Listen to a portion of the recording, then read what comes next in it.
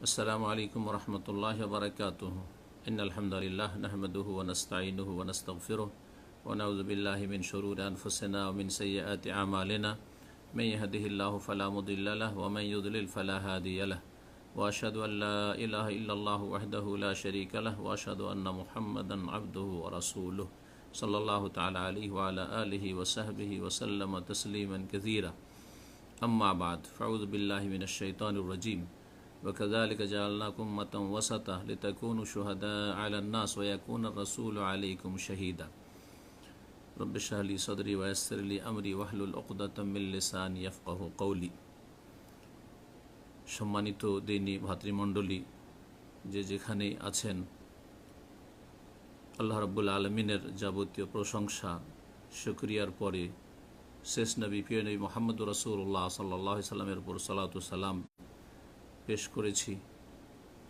আর তারপরে আপনাদের সবাইকে জানাই রমজানের মোবারকবাদ। আল্লাহ রাব্বুল আলামিন যেন আমাদের জীবনের সমস্ত ক্ষেত্রগুলিকে বরকতপূর্ণ করে দেন।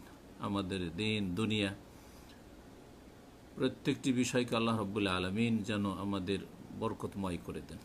আল্লাহ রাব্বুল আলামিন আমাদের দিনে বরকত দান করেন, আমাদের দুনিয়ায় বরকত দান করেন, আমাদের আহাল মাল যা কিছু আমাদেরকে আল্লাহ দিয়েছেন সব কিছুতে আল্লাহ যেন বরকত দিয়ে ভরে দেন।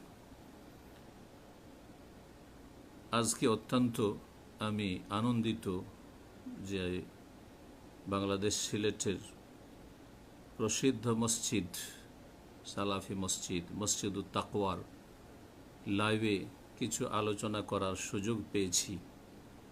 এই সুযোগ যেসব ভাইরা করে দিয়েছেন সকলের শুকরিয়া আদায় করি, জাযাহুমুল্লাহু খাইরান। বিশেষভাবে ইউকেতে তামিম ভাই আছেন, আর আব্দুস সামাদ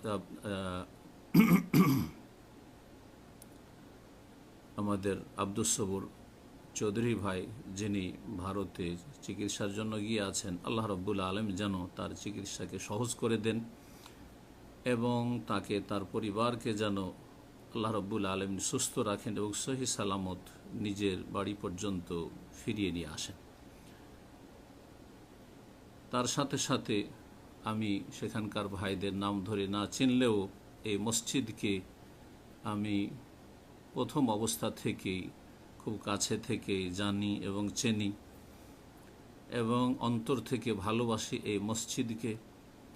যেহেতু সালাফি মসজিদ কোরআন সুন্নাহ ভিত্তিক আল্লাহর মসজিদ কায়েম হয়েছে সিলেটের জমিনে, আর সেখানকার যেসব ভাই বোনেরা রয়েছেন যারা কোরআন সুন্নাহর অনুসারী, সালাফের মানহাজের অনুসারী, তাদেরকে অন্তর থেকে ভালোবাসি। আল্লাহ রাব্বুল আলামিন যেন তাদেরকে জাযায়ে খায়ের দান করেন, তাদের যেন আল্লাহ ভালো রাখেন, সমস্ত রকমের ফিতনা থেকে বালা মুসিবত থেকে আল্লাহ রাব্বুল আলামিন যেন হেফাজতে রাখেন। যদিও কারো সাথে দেখা হোক আর না হোক, দিনের জন্য ভালোবাসা, জি হ্যাঁ, আমভাবে যে কোনো মুসলিমের সাথে আমাদের ভালোবাসা থাকবে। ইন্নামাল মুমিনুনা ইখওয়াহ, প্রত্যেক মুসলিম পরস্পর ভাই। আর বিশেষভাবে যারা সত্যিকার অর্থে মুসলিম হওয়ার চেষ্টা করে, যদিও পূর্ণতা কারো মধ্যে নেই, একমাত্র আল্লাহ রাব্বুল আলামিন ছাড়া, আল কামালিল্লাহি তাআলা ওয়াহদাহ, একমাত্র পূর্ণতা কামাল আল্লাহ রাব্বুল আলামিনের মধ্যে রয়েছে।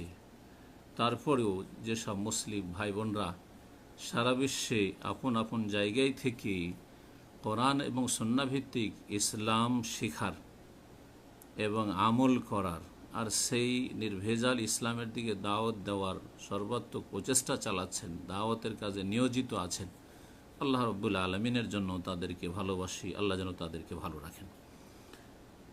আজকে আমার আলোচনার বিষয়বস্তু, আজকে 9 রমজান 1441 হিজরি মোতাবেক 2রা মে 2020 সাল, এই শনিবারে মাগরিবের ইফতারের পরে সৌদি আরবের সময় এই আলোচনা আপনাদের সামনে পেশ করছি। আলোচনার বিষয়বস্তু হচ্ছে আহলে সুন্নাত ওয়াল জামাতের মধ্যম পন্থা। এই বিষয় নিয়ে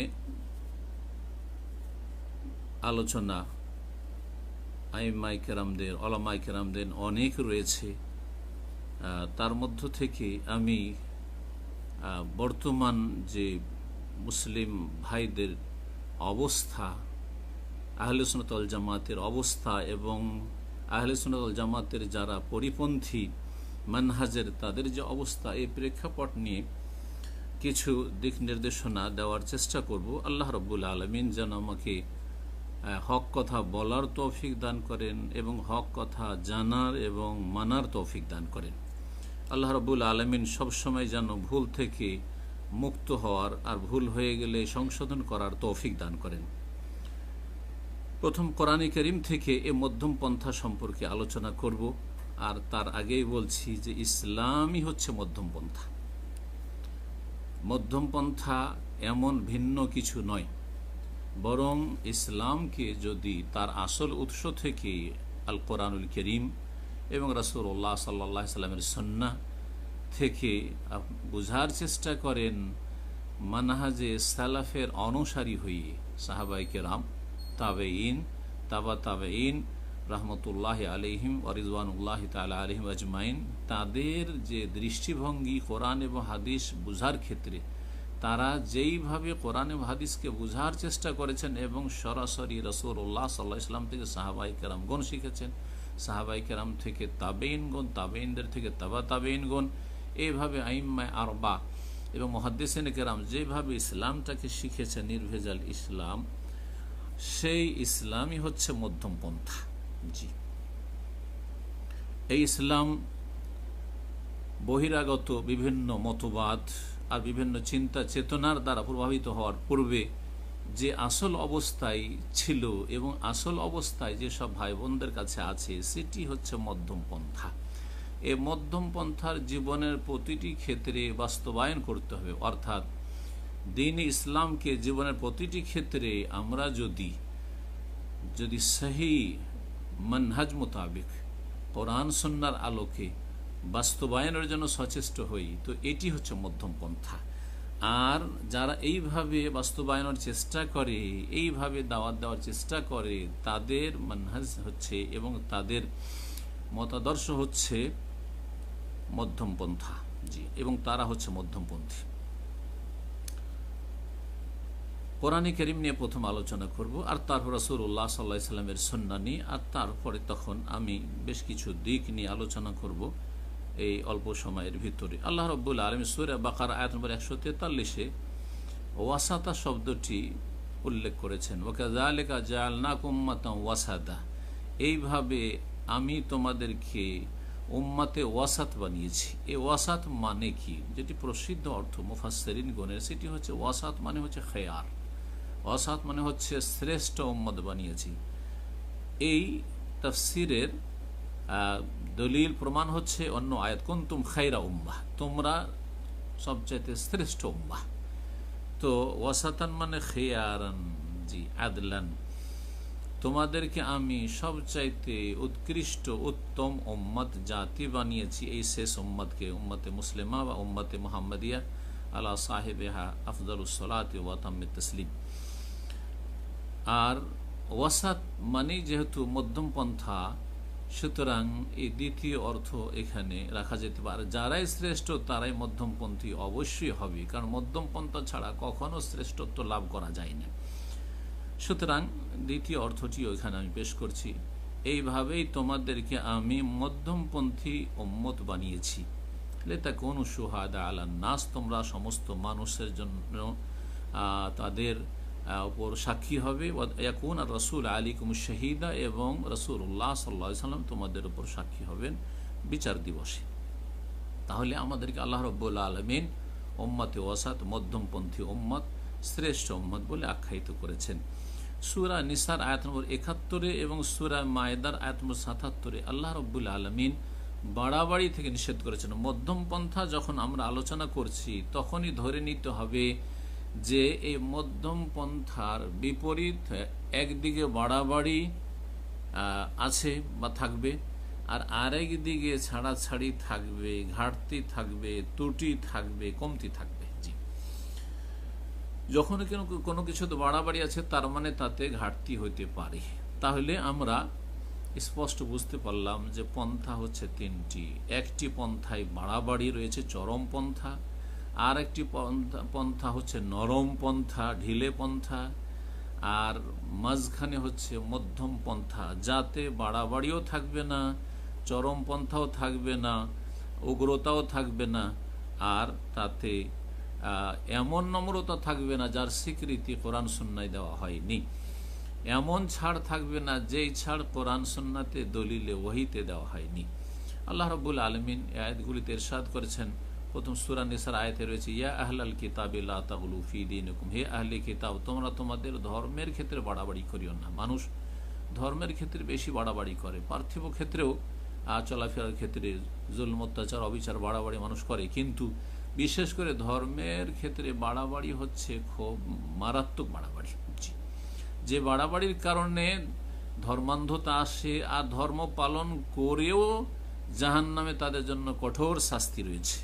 জি, আমেলাতুন নাসিবা তাসলা নারান হামিয়া। জি, এই আয়াতের একটি তাফসীর হচ্ছে সূরা গাশিয়াত, যে তারা আমল করেছে, নাসিবা কঠোর পরিশ্রম করেছে বা করবে, কিন্তু তারপরেও জ্বলন্ত আগুনে প্রবেশ করবে এই চরমপন্থা বা বাড়াবাড়ির কারণে ধর্মীয় ক্ষেত্রে। লা তাগলু ফি দীনিকুম, জি, ওয়ালা তাকুলু আলাল্লাহ ইল্লাল হক, আর আল্লাহ সম্পর্কে সত্য ছাড়া অবাস্তব কোনো কথা বলিও না। জি, দলিলবিহীন খেয়াল খুশি কোনো কথা বলিও না। অন্য আয়াত রয়েছে কুল বলে, কুল ইয়া আহলাল কিতাব, হে নবী বলে দাও, হে আহলে কিতাব, লা তাগলু ফি দীনিকুম গায়রাল হক, জি, তোমরা দিনের ক্ষেত্রে হক সত্য ছাড়া তোমরা বাড়াবাড়ি করিও না। দলিল ছাড়া খেয়াল খুশি মানুষ যখন কথা বলতে চায় বা কথা বলতে যায়, তখন বাড়াবাড়ি হয়ে যায়।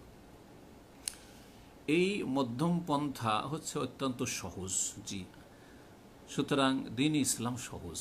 দ্বীন ইসলামের আকায়েদ বোঝা সহজ, শিখা সহজ, বিশ্বাস করা সহজ, তারপরে সেই মোতাবেক জীবনযাপন করা সহজ, আর ইবাদত বন্দিগি সহজ, আর তারপরে আপনার দাওয়াত দেওয়া সহজ, আখলাক চরিত্র মামলাত দুনিয়ার কাজকর্ম সহজ।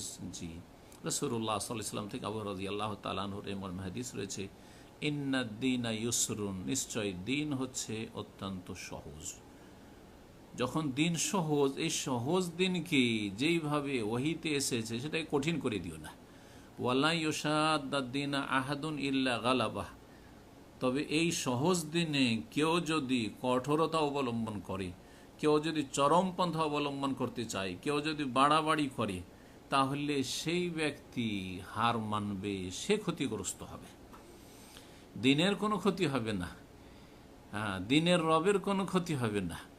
জি, ক্ষতি হবে ওই ব্যক্তির, যেই ব্যক্তি ধর্মের নামে, ইসলামের নামে চরমপন্থা অবলম্বন করবে। সে নিজেকে ক্ষতিগ্রস্ত করবে, নিজের পরিবার পরিজনকে ক্ষতিগ্রস্ত করবে, নিজের দেশকে ক্ষতিগ্রস্ত করবে, নিজের জাতিকে ক্ষতিগ্রস্ত করবে, ইসলামকে বদনাম করবে। খাসেরা দুনিয়া ওয়াল আখিরা, দুনিয়ায় ক্ষতিগ্রস্ত হবে আর পরকালেও ক্ষতিগ্রস্ত হবে। চরমপন্থী জঙ্গিদের অবস্থা আজকে পৃথিবীতে দেখছেন, এরা নিজের ক্ষতি করেছে, নিজের পরিবার পরিজন আত্মীয় স্বজন ক্ষতি করেছে, দেশের ক্ষতি করেছে, মুসলিম উম্মার ক্ষতি করেছে। জি, সুতরাং রাসূলুল্লাহ বলেন, ফাসাদদিদু ওয়া কারিবু, তোমরা মধ্যম পন্থা অবলম্বন করো আর কাছাকাছি হওয়ার চেষ্টা করো। জি, দলিলের কোরআন সুন্নাহর কাছাকাছি হওয়ার চেষ্টা করো, এবং এই নিয়ম নীতিমালা মেনে যদি চলো, তাহলে ও আবশেরু, তাহলে সুসংবাদ নিয়ে নাও, তোমাদের জন্য সুসংবাদ রয়েছে। সহিহ বুখারীর হাদিস। ইবনে আব্বাস রাদিয়াল্লাহু তাআলা আনহু থেকে বর্ণিত হাদিস রয়েছে, ক্বালা রাসূলুল্লাহ সাল্লাল্লাহু আলাইহি রাসূলুল্লাহ সাল্লাল্লাহু আলাইহি ওয়াসাল্লাম বলেছেন, ইয়া আইয়ুহান নাস, জি, হজের মৌসুমে যেই সময় মুজদালিফা থেকে মেনা আসার পথে যে কঙ্কর মারতে হবে, সেই জন্য কঙ্কর নিতে বললেন। কঙ্কর নিয়ে এসে দিলেন সাহাবী। সেই কঙ্করে কিছু বড় কঙ্কর ছিল। নবী সাল্লাল্লাহু আলাইহি ওয়াসাল্লাম বলেন, ইয়া আইয়ুহান নাস, হে মানব সকল, ইয়াকুম ওয়াল গুলু ফিদ্দীন, সাবধান, সতর্ক তোমরা দিনের ক্ষেত্রে বাড়াবাড়ি থেকে, দিনের ক্ষেত্রে বাড়াবাড়ি করবে না। জি, জামরাতে পাথর মারতে এসে বড় বড় পাথর, শুধু পাথর না, স্যান্ডেল আর জুতা, আর সেখানে গালাগালি, অকথ্য ভাষা, মনে হচ্ছে যে সেখানে সামনে সচক্ষে শয়তানকে দেখছেন, পেয়ে গেছেন, একেবারে শয়তানের বিরুদ্ধে জিহাদ চলছে। না না না না, আপনার মনে শয়তান বসে আছে, এই শয়তানকে অন্তর থেকে বের করতে পারেননি, যার ফলে এই বেদাতি পন্থা অবলম্বন করেছেন। আপনার এলম যদি থাকতো, অজ্ঞতা দূর করতেন, তাহলে এই আচরণটা বাড়াবাড়িটা হইতো না। তোমরা ধর্মের ক্ষেত্রে বাড়াবাড়ি থেকে নিজেকে বাঁচাবে, কারণ ফাইন্নামা আহলাকা মান কানা ক্বাবলাকুম আল গুলুফিদ্দিন, তোমাদের পূর্বের জাতিগুলিকে ধর্মের ক্ষেত্রে বাড়াবাড়ি ধ্বংস করেছে, ধর্মের ক্ষেত্রে বাড়াবাড়ি ধ্বংস করেছে। উদাহরণস্বরূপ ঈসা আলাইহিস সালামকে আল্লাহ আব্দুল্লাহ ওয়া রাসূলু করে পাঠালেন। ক্বালা ইন্নী আব্দুল্লাহ আতানিয়াল কিতাবা ওয়া জাআলানি নবিয়্যা, সূরা মারইয়াম। আল্লাহর বান্দা, আমাকে কিতাব দেবেন এবং নবী বানাবেন, আমি রসুল হয়ে আসব। জি, আর সেখানে তারা আব্দুল্লাহকে ইবনুল, আল্লাহর পুত্র বানিয়ে দিল, বাড়াবাড়ি করল, ধ্বংস হইল, তাদের ধর্ম বিকৃত হইল, দুনিয়ায় ক্ষতিগ্রস্ত হইল। জি, জাহান্নামের ইন্ধন হবে, মরলে কোনোদিন নাজাত পাবে না এই কুফরি নিয়ে। সুনান ইবনে মাজার হাদিস। আর এছাড়াও মুসনাদ আহমদে নাসাইতে রয়েছে, হাদিসকে আল্লামা আলবানী সহি বলেছেন। এইরকমই সহি মুসলিমের আরেকটি হাদিস হয়েছে আব্দুল্লাহ বিন মাসউদ রাদিয়াল্লাহু তাআলা আনহু থেকে বর্ণিত। তিনি বলছেন, ক্বালা রাসূলুল্লাহ সাল্লাল্লাহু আলাইহি ওয়াসাল্লাম হালাকাল মুতানাত্তিউন। রাসূলুল্লাহ বলেছেন যে যারা চরমপন্থী, বাড়াবাড়িকারী, তারা ধ্বংস হয়েছে। জি, যারা ধর্মের ক্ষেত্রে তানাত্তু মানে চরমপন্থা অবলম্বন করবে, হ্যাঁ, যেটা ধর্মে নেই সেটাও করার চেষ্টা করবে ধর্ম মনে করে, এবং সেটাকে ধর্ম মনে করবে, অধর্মকে ধর্ম মনে করবে, যেটি দিন নয় সেটাকে দিন মনে করে বাড়াবাড়ি করবে। যারা সঠিক দিনের কথা বলবে তাদেরকে বলবে যে এরা বেআমল, হ্যাঁ, এদের আমলের ক্ষেত্রে আগ্রহ না ইত্যাদি। যেমন বিদাতি যারা সালাত আদায় করে, তারা সহি সালাত আদায়কারীদেরকে সালাত চোর, নামাজ চোর বলে থাকে, ইত্যাদি ইত্যাদি। 8 রাকাত কেউ যদি তারাই পড়ে তো তাদেরকে নামাজ চোর বলে থাকে, অথচ তারা নামাজ চোর না, নামাজ চোর তো ওরা যারা এত দ্রুত সালাত আদায় করে। রাসূলুল্লাহ সাল্লাল্লাহু আলাইহি ওয়াসাল্লাম বলেছেন যে নামাজ চোর তো ওরা যারা আল্লাযী লা ইউতিম্মু রুকুআহা ওয়ালা সুজুদাহা, যারা সালাতের রুকু সেজদা পুরা করে না, রুকুতে যে ধাই করে উঠে যায়, সেজদায় গিয়ে ধাই করে উঠে যায়, তাদের নেই সালাতে খুশু, ইতমিনান, প্রশান্তি, তারা আসলে সালাত চোর। তো এই চরমপন্থার কারণে মানুষ বিভ্রান্তির শিকার হয়েছে। রাসূলুল্লাহ সাল্লাল্লাহু আলাইহি ওয়াসাল্লাম বলেছেন হালাকা, এই ধ্বংস হওয়া বিভ্রান্তির ধ্বংস হতে পারে, আবার শেষ পরিণামের দিকে ইঙ্গিত করে বলা হতে পারে শেষ পরিণাম এদের খুব খারাপ, এ দ্বারা ধ্বংস হয়েছে। এই মধ্যম পন্থা এত গুরুত্বপূর্ণ বিষয় যে যার কথা আল্লাহ রাব্বুল আলামিন প্রথম কোরআনে কারিমে যে সূরাতুল ফাতিহা তাতেই বর্ণনা করেছেন। একটু যদি গভীরভাবে আমরা দেখি, চিন্তা করে, তো স্পষ্ট আমরা সেখান থেকে দিক নির্দেশনা পাবো এই মধ্যম পন্থার কথা। আল্লাহ রাব্বুল আলামিন আমাদেরকে শিখাচ্ছেন, দোয়া করো এইভাবে, ইহদিনাস সিরাতাল মুস্তাকিম, আমাদেরকে সোজা সরল পথ দেখাও আল্লাহ। সিরাতাল্লাযীনা আনআমতা আলাইহিম, ওদের পথ যাদেরকে তুমি পুরস্কৃত করেছো, যাদের ওপর তুমি নিয়ামত দান করেছো, যাদেরকে তুমি নিয়ামত দিয়ে ভরপুর করেছো। তাহলে এটি হচ্ছে মধ্যম পন্থা। জি, সিরাতে মুস্তাকিম হচ্ছে মধ্যম পন্থা। আর যাদেরকে আল্লাহ নিয়ামত দান করেছেন, মুনআম আলাইহিম, জি, মিনান নবিয়িনা, অন্য আয়াতে যেমন রয়েছে মিনান নবিয়িনা ওয়াস সিদ্দিকিনা ওয়াস শুহাদা ওয়াস সালিহিন ওয়া হাসুনা উলাইকা রাফিকা। তো এই নবী, সিদ্দিকিন, শুহাদা, সালেহিন এরা হচ্ছে মধ্যমপন্থী, এরা হচ্ছেন মধ্যমপন্থী। এই মধ্যমপন্থা এবং মধ্যমপন্থীদের কথা আল্লাহ রাব্বুল আলামিন আমাদেরকে বলে দিলেন এবং শিখিয়ে দিলেন যে এটা চাও, তোমরা মধ্যমপন্থী হতে চাও, আর মধ্যম পন্থার জন্য আল্লাহর কাছে দোয়া করো, ইহদিনাস সিরাতাল মুস্তাকিম। এই দোয়াটি চিন্তা করুন তো দেখি, দিনে একজন মুসল্লি মানুষ কতবার পাঠ করে থাকে? জি, দিনে কতবার পাঠ করে থাকে? 17 রাকাত ফরজ সালাত, তাহলে 17 বার হয়ে গেল।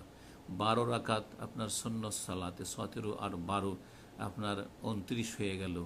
আর যদি তাহাজ্জুদ পড়ে আরও 11, তাহলে 40 হয়ে গেল। জি হ্যাঁ, এছাড়া তাহিয়াতুল মসজিদ হতে পারে, তাহিয়াতুল ওযু হতে পারে, সালাতুল দুহা হতে পারে, আরও অতিরিক্ত নফল হতে পারে, ইত্যাদি ইত্যাদি। তাহলে কতবার একজন মুসলিম, যে সত্যিকার অর্থে মুসলিম, কতবার রব্বুল আলমিনের কাছে দোয়া করছে, কিন্তু দিনের সম্পর্কে জ্ঞান না থাকার কারণে বা সূরা ফাতিহার অর্থ সম্পর্কে ওইভাবে উপলব্ধি না করার কারণে পড়তে হয় পড়ছি, অথবা অনেকে পড়ছেন না, জি হ্যাঁ, তাদের মজহাবের টানে পড়ছেন না, অথবা পড়তে হয় পড়ছি, কিন্তু আপনি যে রবের কাছে মধ্যম পন্থার জন্য এতবার দিনে দোয়া করলেন যে আমাকে আল্লাহ মধ্যম পন্থার ওপর অটল রাখো, আর আমাকে মধ্যমপন্থী বানিয়ে দাও, আর তারপরে আরও স্পষ্ট আল্লাহ করে দেন যাতে মধ্যম পন্থাটা স্পষ্ট হয়ে যায় যে গায়রিল মাগদুবি আলাইহিম ওয়ালাদ-দাল্লিন। জি, একদিকে চরমপন্থী আর আরেকদিকে নরমপন্থী, এই দুটো যে পথভ্রষ্ট দল রয়েছে, মাগদুব আলাইহিম যাদের ওপর আল্লাহর গজব হয়েছে, যারা আল্লাহর ক্রোধ প্রাপ্ত, আর আরেক দল যারা দলিন পথভ্রষ্ট, জি হ্যাঁ, তারা ইহুদ হোক আর নাসারা হোক, অথবা ইহুদি এবং নাসারাদের গুণ দোষগুলি তাদের মধ্যে থাক না কেন, জি হ্যাঁ, সেই দোষগুলি কি? জানার পরে অমান্য করা, জানার পরে আমল না করা, জানার সুযোগ সুবিধা আছে, আরবি ভাষা বুঝেন, মাদ্রাসা পড়ুয়া, মাশাআল্লাহ, আরবি ভালো বুঝেন, কোরআন এবং হাদিস বুঝেন, কিন্তু ইসলামের ভুল ব্যাখ্যা করেন এবং ইসলামের হককে, দলিলকে কোরআন সুন্নাহর গোপন রাখেন, জি হ্যাঁ, এরা হচ্ছে মাগদুব আলাইহিম। এই চরিত্র যদি কারো থাকে তাহলে মাগদুব আলাইহিম। আর আরেক দল হচ্ছে জনগণ, যে দলিন, দিনের সঠিক জ্ঞানও নেই, আর জ্ঞান অর্জনের সে আগ্রহ নেই, আর জ্ঞান না থাকার কারণে, অজ্ঞতার কারণে আমলও ঠিক সহি শুদ্ধ হয় না, আমলও ভুল হচ্ছে, এদেরকে আল্লাহ পথভ্রষ্ট বলেছেন। জি, তাহলে এই দুইটি ভ্রান্ত পন্থা পরিত্যাগ করতে হবে, এই দুটো ভ্রান্ত পন্থা থেকে মুক্ত হইতে হবে, আর সেটা হবে সিরাতে মুস্তাকিম সম্পর্কে জ্ঞান অর্জন করার মাধ্যমে, সিরাতে মুস্তাকিমের ওপর প্রতিষ্ঠিত হওয়ার মাধ্যমে, সিরাতে মুস্তাকিমের যে আদর্শ রয়েছে আকীদা, ইবাদত, আখলাকে, মুআমালাতে, সেগুলিকে আঁকড়ে ধরার মাধ্যমে। এইভাবে আল্লাহ রাব্বুল আলামিন যেন আমাদেরকে মধ্যমপন্থী হওয়ার তৌফিক দান করেন। রাসূলুল্লাহ সাল্লাল্লাহু আলাইহি ওয়াসাল্লাম বিভিন্ন সময় সাহাবাই কেরামদেরকে চরমপন্থা থেকে সতর্ক সাবধান করেছেন। এই মর্মে আরও বেশ কিছু হাদিস রয়েছে, আর বেশি লম্বা সেগুলি না করে একটি হাদিস শুধু সহিহ বুখারী পেশ করি। ওমর রাদিয়াল্লাহু তাআলা আনহু একবার মেম্বারে বলেছিলেন এই হাদিসটি, সামিতুন নবী সাল্লাল্লাহু আলাইহি ওয়াসাল্লাম ইয়াকুল, আমি নবী সাল্লাল্লাহু আলাইহি ওয়াসাল্লামকে বলতে শুনেছি, লা তুতরুনি কামা আতরাতিন নাসারা ঈসা ইবনে মারইয়াম, তোমরা আমাকে প্রশংসা করে এত বাড়াবে না বা এমন করে বাড়াবে না, বা আমার প্রশংসায় তোমরা সীমালঙ্ঘন করবে না, বাড়াবাড়ি করবে না, যেমন প্রশংসায় বাড়াবাড়ি করেছিল ইবনে মারিয়াম, মারিয়াম পুত্র ঈসা আলাইহিস সালাম সম্পর্কে খ্রিস্টানেরা। ফাইন্নামা আনা আবদুন, আমি একজন বান্দা, আমি একজন বান্দা, এবং তার সাথে সাথে আল্লাহ তাকে রসুল বানিয়েছেন, নবী বানিয়েছেন। সুতরাং ফাকুলু, তোমরা বলো, আবদুল্লাহ ওয়া রাসূলু, মুহাম্মদ সাল্লাল্লাহু আলাইহি সাল্লামকে তিনি আল্লাহর বান্দা এবং আল্লাহর রসুল সাল্লাল্লাহু আলাইহি ওয়াসাল্লাম। তাহলে বাড়াবাড়ি বর্জনীয়। বাড়াবাড়ি যখন বর্জনীয়, তাহলে আল্লাহ রাব্বুল আলামিন যেই দিন যেইভাবে নাজেল করেছেন সেইভাবেই পালন করতে হবে, তাতে ছাড়াছাড়িও চলবে না, তাতে ঘাটতিও চলবে না, তাতে ত্রুটি চলবে না। উদাহরণস্বরূপ আল্লাহ দিলেন 5 ওয়াক্ত সালাত, 4 ওয়াক্ত আদায় করছেন না, আপনি আহলে সুন্নাত ওয়াল জামাত না। রাসূলুল্লাহ সাল্লাল্লাহু আলাইহি ওয়াসাল্লাম যেইভাবে সালাত আদায় করেছেন সেই সালাত পড়তে আপনি রাজি না, আপনি তাতে আরো বিদআত শুরুতে শেষখানে লাগিয়ে আদায় করবেন, দলিল থাক আর না থাক। দলিল সম্পর্কে আপনার জ্ঞান অর্জন করা ফরজ হয়ে আছে, আপনি এই ফরজ আদায় করেননি, কেউ আপনার এই ফরজ আদায় করিয়ে দেওয়ার জন্য আপনাকে শেখাতে চাই, তখন আপনি অহংকার প্রদর্শন করছেন আর বলছেন যে এত লোক কি ভুল করে, এত বড় আলেমরা জানে না, আমরা মজহাবের দোহাই দিয়ে আপনি পার পেতে চান। জি হ্যাঁ, এটা চলবে না, এটা চলবে না, আপনি ফেঁসে যাবেন। ভালো করে শুনে নেন। তো বলছিলাম এই মধ্যম পন্থা সম্পর্কে। মধ্যম পন্থা সম্পর্কে দুটি কথা আর বলি, সেটা হচ্ছে ইসলাম হচ্ছে মধ্যম পন্থা। সমস্ত যে দিনগুলি রয়েছে বা ধর্মগুলি রয়েছে সেগুলি আসমানি কিতাবের অনুসারে সেই ধর্মগুলি হোক বা আসমানি ধর্ম হোক যেগুলো রহিত হয়ে গেছে বা বিকৃত হয়ে গেছে, অথবা মানবরচিত ধর্ম হোক, এই যে যতগুলি ধর্ম রয়েছে অন্যান্য ধর্ম, সেসব ধর্মর মাঝখানে দ্বীন-ই ইসলাম হচ্ছে মধ্যম পন্থা। এই একটি কথা মনে রাখতে হবে সবসময়। এবং এটাকে বোঝানোর জন্য অনেক দিক রয়েছে যে দ্বীন-ই ইসলাম, একদিকে ইহুদি ধর্ম রাখেন আর একদিকে আপনি রাখেন খ্রিস্টান ধর্ম, মধ্যম পন্থা কোন কোন দিক থেকে হতে পারে। এইভাবে আপনার অন্য অন্য ধর্ম, হিন্দু ধর্ম, বুদ্ধিস্ট, আরও যেসব ধর্মগুলি রয়েছে সেই সব ধর্মগুলিকে দুই পাশে রাখেন আর দিয়ে দেখেন বিভিন্ন দিক থেকে যে দ্বীন ইসলাম কিভাবে মধ্যম পন্থা। যারা নাস্তিক কাফের, যারা কুপ্রবৃত্তির পূজা করে তারা, আর আরেকদিকে বহুত্ববাদী, এই দুই যে মতবাদের মাঝখানে দ্বীন ইসলাম হচ্ছে মধ্যম পন্থা, তৌহিদের দ্বীন। জি, তো এইভাবে দ্বীন ইসলাম হচ্ছে সমস্ত ধর্মের মাঝে, সমস্ত মতবাদের মাঝে মধ্যম পন্থা। ঠিক তেমনি দ্বিতীয় যে কথাটি মনে রাখতে হবে সেটা হচ্ছে মুসলিম উম্মতে যতগুলি দল উপদল হয়েছে, যত ফিরকা রয়েছে, সমস্ত ফিরকা দল উপদলের মাঝখানে আহলে সুন্নাত ওয়াল জামাত হচ্ছে মধ্যম পন্থা। আহলে সুন্নাত ওয়াল জামাতের কথা যখন আমাদের আলোচনায় আসছে, আর বিষয়বস্তু আহলে সুন্নাত ওয়াল জামাত দিয়ে আমরা শুরু করেছি, তো মনে রাখতে হবে যে আহলে সুন্নাত ওয়াল জামাত বলতে খাঁটি নির্ভেজাল আহলে সুন্নাত ওয়াল জামাত, যারা সত্যিকার অর্থে ইসম বা মুসাম্মা, মানে যাদের যেমন নাম তেমন তাদের আদর্শ কাজকাম। জি, যেমন তারা নাম রেখেছে আহলুস সুন্নাহ, তো তারা আসলি সুন্নতওয়ালা, মানে রাসূলুল্লাহ সাল্লাল্লাহু আলাইহি ওয়াসাল্লামের আদর্শওয়ালা। যেমন তারা রেখেছে ওয়াল জামা, তেমনি সাহাবাই কেরামের জামাতের সাথে তারা রয়েছে। জি হ্যাঁ, এ হচ্ছে আহলুস সুন্নাত ওয়াল জামাত।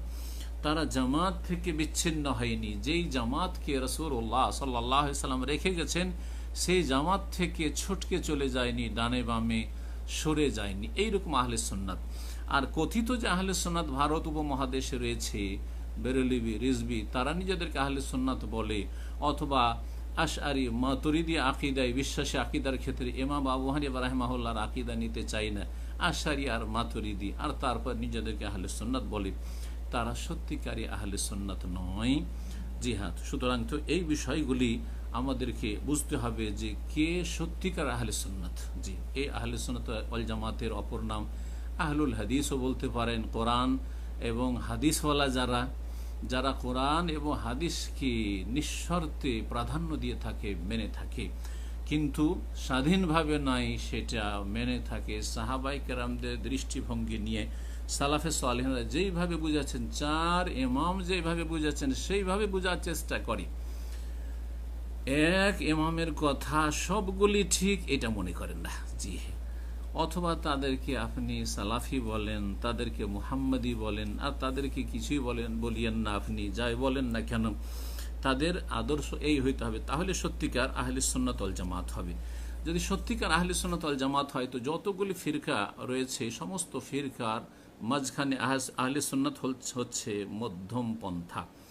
এই ক্ষেত্রে শেখুল ইসলাম ইবনে তাইমিয়া রাহমাতুল্লাহি আলাইহি তার ক্ষুদ্র আকারের দিক থেকে ক্ষুদ্র পুস্তিকা কিতাব, কিন্তু গুণের দিক থেকে এত মূল্যবান কিতাব, যেই কিতাব আসমা সিফাতের ক্ষেত্রে অত্যন্ত গুরুত্ব রাখে, একজন যে কোনো স্তরের মুসলিমের জন্য, আলেম হোক অথবা সাধারণ মানুষ হোক। তিনি বলছেন সেই কিতাব, ফাইনাল ফিরকাতা নাজিয়াতা আহলাস সুন্নাতি ওয়াল জামা ইউমিনুনা বিযালিকা, নিশ্চয় ফিরকায়ে নাজিয়া, নাজাত প্রাপ্ত যে দলটি হচ্ছে আহলে সুন্নাত ওয়াল জামাত, ইউমিনুনা বিযালিকা, এইসব বিশ্বাস, কামা ইউমিনুনা বিমা আখবার আল্লাহু বিহি ফি কিতাবিহি মিন গায়রি তাহরিফিন ওয়ালা তা'তিন ওয়া মিন গায়রি তাকয়িফিন ওয়ালা তামসিলিন।